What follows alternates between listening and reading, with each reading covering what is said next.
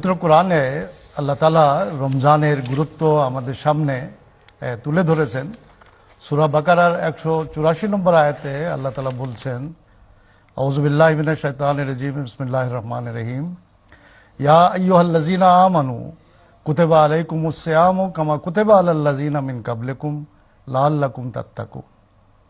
হে যারা ঈমান এনেছো, তোমাদের জন্য আমি রোজা ঠিক সেভাবে অবধারিত করেছি, ফরজ করেছি, যেভাবে তোমাদের পূর্ববর্তীদের উপর রোজা ফরজ করা হয়েছিল, যেন তোমরা তাকওয়া অবলম্বন করতে পারো।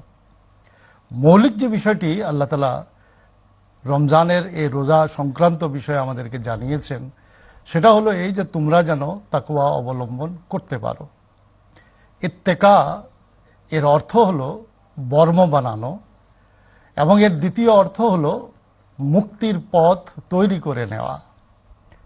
অর্থাৎ রোজা আল্লাহ তাআলা তোমাদের জন্য এরকম একটি উপাসনা বানিয়েছেন যে এই ইবাদতের মাধ্যমে তোমরা আল্লাহ তাআলাকে নিজেদের জন্য বর্ম বানিয়ে নিতে পারো, এবং তদ্রূপভাবে তোমাদের জন্য একটি মুক্তির পথ তোমরা সুগম করে নিতে পারো।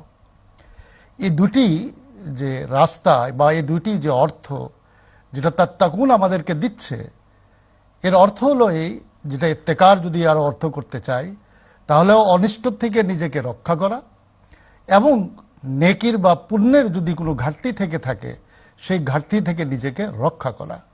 অর্থাৎ যদি তোমরা এই রোজাকে যেভাবে আল্লাহ তাআলা তোমাদের জন্য অবধারিত করেছেন, এর শর্তানুযায়ী যদি তোমরা রোজা পালন করো, তবে এই রোজা তোমাদেরকে তোমাদের সামনে আল্লাহকে দাঁড় করিয়ে দেবে। তিনি তোমাদের জন্য রক্ষক হয়ে যাবেন, এবং তিনি তোমাদেরকে অনিষ্ট থেকে রক্ষা করবেন। এবং তোমাদের পুণ্যের মধ্যে যদি কোনো ঘাটতি থেকে থাকে, নেকির মধ্যে যদি কোনো ঘাটতি থেকে থাকে, তবে আল্লাহ তাআলা সেই ঘাটতিকে পূর্ণ করে দিবেন।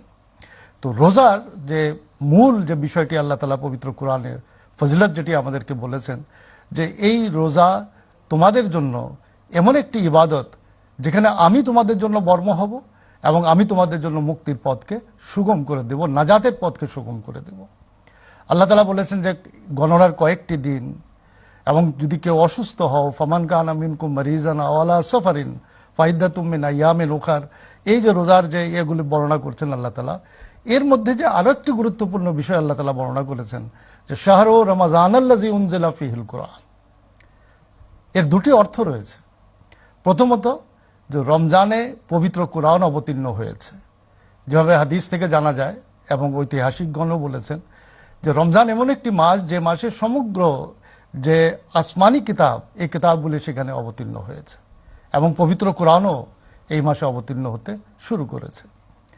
তো প্রথম অর্থ হলো এই, যে রমজানে আল্লাহ তাআলা পবিত্র কোরআন নাজিল করেছেন। আর কোরআন কি জিনিস? মানুষের জন্য হেদায়েতের একমাত্র মাধ্যম, মানুষের জন্য আল্লাহ তাআলার নৈকট্য প্রদানের একমাত্র মাধ্যম। আর দ্বিতীয় এর অর্থ যেটা হয়, সেটা হলো যে রমজান সেই পবিত্র মাস যার সম্পর্কে কোরআন অবতীর্ণ হয়েছে।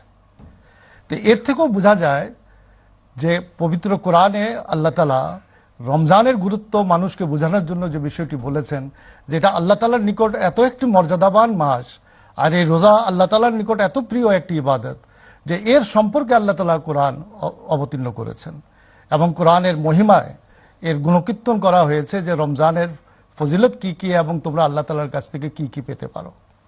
এই ইবাদতের যে রমজানের সম্পর্কে বলতে গিয়ে আল্লাহ তাআলা বলেছেন, ওয়াইজা সাআলাকা ইবাদি আন্নী ফাইন্নী কারীব, যে যখন বান্দা জিজ্ঞেস করে যে আমি কোথায়, তখন তুমি বলে দাও এ মুহাম্মদ মুস্তাফা সাল্লাল্লাহু আলাইহি ওয়াসাল্লাম, যে আমি তোমাদের নিকটবর্তী।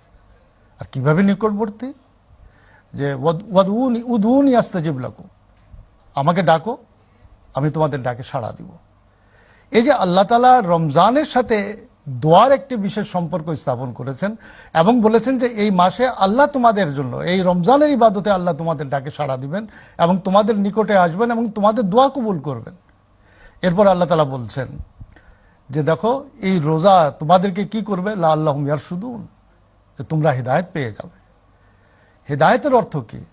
যে তোমাদের হৃদয়ের মধ্যে ঈমান প্রথিত হয়ে যাবে, তোমরা আল্লাহকে দেখবে, এবং আল্লাহর নিয়ামতকে তোমরা অবলোকন করবে, আল্লাহর সান্নিধ্যে তোমরা পৌঁছবে, আল্লাহর নৈকট্য তোমরা পাবে, এবং এর ফলশ্রুতিতে তোমরা হেদায়েতের উপর এভাবে প্রতিষ্ঠিত হয়ে যাবে যে পরবর্তীতে তোমাদের পদস্খলন ঘটবে না।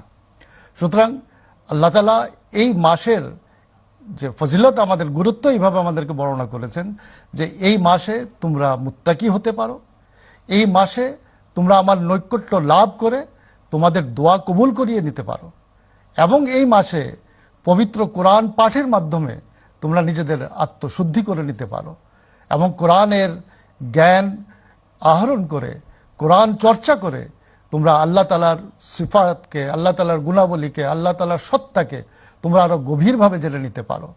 এবং এর ফলশ্রুতিতে আল্লাহ তাআলা তোমাদেরকে হেদায়েতের উপর এভাবে প্রতিষ্ঠিত করবেন যেন তোমরা রুশদ থেকে, হেদায়েত থেকে তোমরা আর কখনো যেন বিচ্যুত না হও।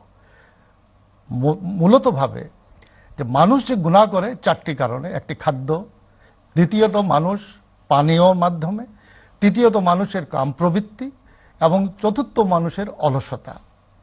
যদি রমজানের ইবাদতের দিকে দেখি আমরা, যে যতগুলি মানুষ গুনাহ করে, এই চারটি হলো উৎস, যে এরই শাখার মধ্যে থেকে মানুষের গুনার যে বিভিন্ন রাস্তা উন্মোচিত হয়, বিভিন্ন দরজা খুলে। যদি আমরা রোজার দিকে দৃষ্টি দেই, তো রোজা আমাদেরকে এই সকল বিষয় থেকে সজাগ করে, জাগ্রত করে, রক্ষা করে আমাদেরকে। খাদ্য থেকে যে মানুষ যেন কোনো হারাম না খায়, হালাল খায়, আল্লাহর সন্তুষ্টির মতো যেন খায়। পানীয় যেন সেটাই পান করে যেটা আল্লাহ তাআলা তার জন্য বৈধ করেছেন। কাম প্রবৃত্তি, আল্লাহ তাআলা বলেছেন নিজেদেরকে সংযম করো, নিজেদেরকে সংযত করো, এবং এই যে যেটা হালাল করেছে তোমাদের জন্য আল্লাহ তাআলা রোজার দিনে, তা থেকে তোমরা বিরত হও আল্লাহর উদ্দেশ্যে, আল্লাহর জন্য। অলসতাকে পরিত্যাগ করো, তোমরা পরিশ্রম করো, আল্লাহর পথে মুজাহিদা করো। তো রোজা মূলতভাবে মানুষের মধ্যে এই সকল চারিত্রিক গুণাবলীকে আরো বেশি উজ্জ্বল করে দেয়। সে নিজে ধৈর্য ধারণ করে, আল্লাহ তাআলার রিজিককে, হালাল যেটা সেটাকে নিতে চেষ্টা করে, ওই সকল পানীয় থেকে নিজেকে দূরে নিয়ে যায়, নিজেকে দূরে সরিয়ে নেয়, যে আল্লাহ তাআলার অসন্তুষ্টির কারণ হতে পারে। কাম প্রবৃত্তিকে সে নিবৃত্ত করে নিজেকে সেখান থেকে, এবং অলসতাকে ঝেড়ে দিয়ে সে রাতে উঠে তাহাজ্জুদ পড়ে, নওয়াফিল পড়ে, কোরআন পাঠ করে নিজের দিনকে ব্যস্ত করে। তো আল্লাহ তাআলা আমাদের সবাইকে পবিত্র কোরআনে বর্ণিত এই আদেশ অনুযায়ী এই রোজা পালনের তৌফিক দান করুন।